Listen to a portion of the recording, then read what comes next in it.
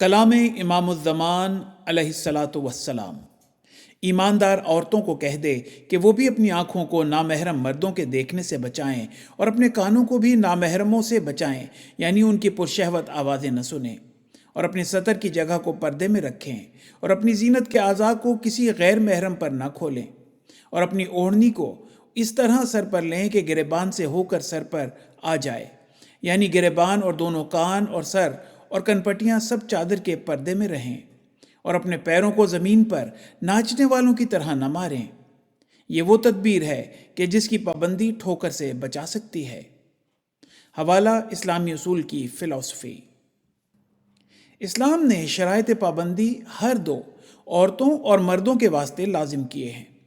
پردہ کرنے کا حکم جیسا کہ عورتوں کو ہے، مردوں کو بھی ویسا ہی تاکیدی حکم ہے غض بصر کا۔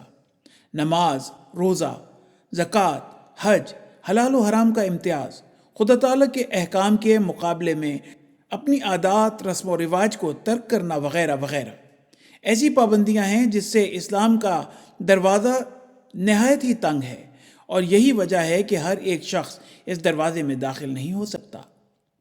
حوالہ ملفوظات۔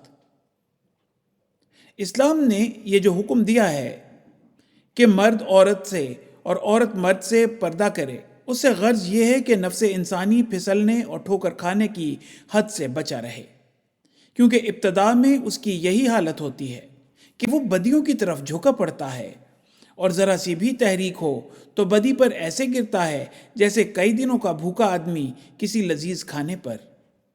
یہ انسان کا فرض ہے کہ اس کی اصلاح کرے۔